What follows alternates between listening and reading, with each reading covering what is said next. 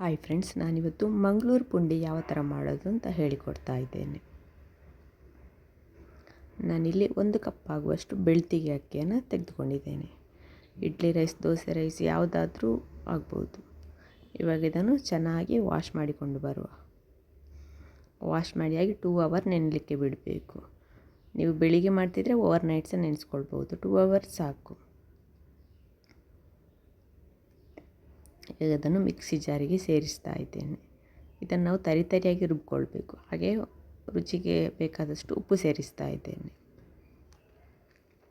ಇವಾಗ ನೀರು ಸೇರಿಸಿ ರುಬ್ಕೊಂಡು ಬರುವ. ನೋಡಿ, ಪೇಸ್ಟ್ ತಯಾರಾಗಿದೆ.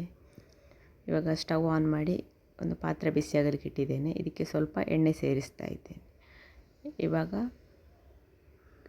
ಕಡ್ದಿದ್ದಂಥ ಹಿಟ್ಟನ್ನು ಸಹ ಸೇರಿಸ್ತಾ ಇದ್ದೇನೆ. ಜಾರ್ ತೊಳೆದ ನೀರು ಸಹ ಇದಕ್ಕೆ ಸೇರಿಸ್ತಾ ಇದ್ದೇನೆ. ಇದನ್ನು ಚೆನ್ನಾಗಿ ಕಲಡಿಸಬೇಕು.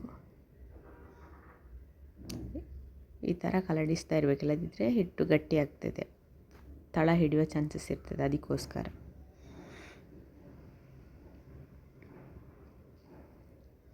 ಅಕ್ಕಿ ತರಿ ಅಂತ ಅಂಗಡಿಗಳಲ್ಲಿ ಹುಡಿ ಸಿಗ್ತದೆ, ಅದರಲ್ಲಿ ಸಹ ಮಾಡ್ಕೊಳ್ಬೋದು. ಕಡುಬು ಮಾಡುವ ಪುಡಿ ಅಂತ ಸಿಗ್ತದೆ. ನೋಡಿ, ಇವಾಗ ಹಿಟ್ಟು ಗಟ್ಟಿ ಆಗ್ತಾ ಇದೆ. ಈ ಹಂತದಲ್ಲಿ ಸ್ವಲ್ಪ ಲೋ ಫ್ಲೇಮ್ ಇಟ್ಟು ಕಲಡಿಸಬೇಕು, ಇಲ್ಲದಿದ್ದರೆ ತಳ ಹಿಡಿತದೆ.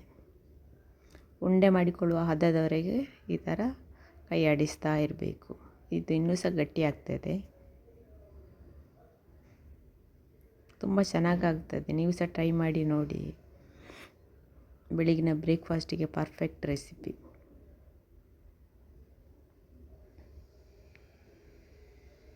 ಮಂಗಳೂರಲ್ಲಿ ಪುಂಡಿ ಅಂತ ಭಾರಿ ಫೇಮಸ್ ಡಿಶ್ ಇದು.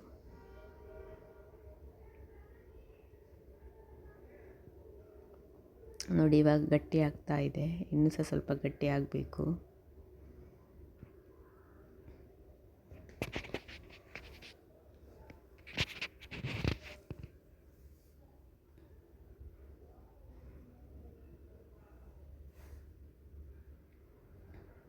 ನೋಡಿ, ಇವಾಗ ಗಟ್ಟಿ ಆಗಿದೆ. ಇಷ್ಟಾದರೆ ಸಾಕು. ಇನ್ನು ಫ್ಲೇಮ್ ಆಫ್ ಮಾಡುವ. ಆಫ್ ಮಾಡಿ ಒಂದು 10 ಮಿನಿಟ್ ಬಿಡಬೇಕು. ಯಾಕಂದರೆ ಬಿಸಿ ಇರ್ತದಲ್ಲ, ಉಂಡೆ ಕಟ್ಟಲಿಕ್ಕೆ ಕಷ್ಟ ಆಗ್ತದೆ. ಅದಕ್ಕೋಸ್ಕರ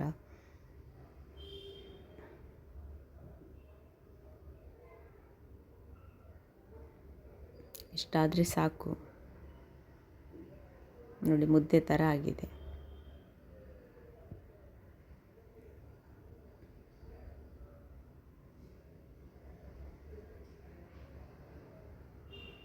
ಇವಾಗ ಹಿಟ್ಟು ಆರಿದೆ. ನಾನಿಲ್ಲಿಗೆ ಉಂಡೆ ಕಟ್ಕೊಳ್ತಾ ಇದ್ದೇನೆ. ಕೈಯನ್ನು ನೀರಲ್ಲಿ ಅದ್ದಿ ಉಂಡೆ ಮಾಡಿಕೊಳ್ಬೇಕು.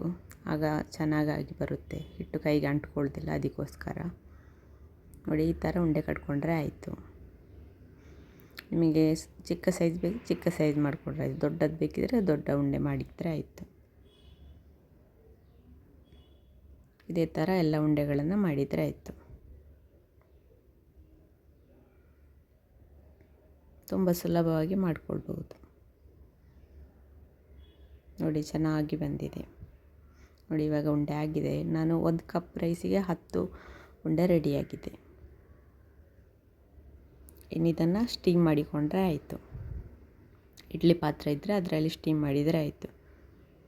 ಒಂದು 10 ನಿಮಿಷ ಸ್ಟೀಮ್ ಮಾಡಿದರೆ ಸಾಕು. ಯಾಕಂದರೆ ಹಿಟ್ಟು ಮೊದಲೇ ಅದು ಬೆಂದಿರ್ತದೆ. ಅದಕ್ಕೋಸ್ಕರ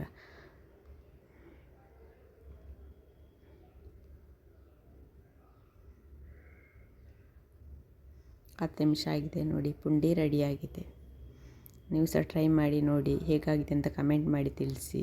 ಹಾಗೆ ಯಾವ ರೆಸಿಪಿಗಳೆಲ್ಲ ಬೇಕು ಅಂತ ಕಮೆಂಟ್ ಮಾಡಿ ತಿಳಿಸಿ. ಹಾಗೆ ನನ್ನ ಚಾನಲ್ನನ್ನು ಸಬ್ಸ್ಕ್ರೈಬ್ ಮಾಡಿ. ವಿಡಿಯೋಕ್ಕೊಂದು ಲೈಕ್ ಕೊಡಿ. ನಿಮ್ಮ ಫ್ರೆಂಡ್ಸ್ ಜೊತೆ ಶೇರ್ ಮಾಡಿ. ನೀವು ಲೈಕ್ ಕೊಟ್ಟರೆ ನನಗೆ ಇನ್ನೂ ಸಹ ವಿಡಿಯೋ ಮಾಡುವ ಅಂತ ಮನಸ್ಸಾಗ್ತದೆ. ಹಾಗೆ ಕಮೆಂಟ್ ಮಾಡಿ. ರೆಸಿಪಿಗಳನ್ನು ಟ್ರೈ ಮಾಡಿ. ಕೊನೆಯವರೆಗೆ ವಿಡಿಯೋ ನೋಡಿದ್ದಕ್ಕಾಗಿ ಧನ್ಯವಾದಗಳು.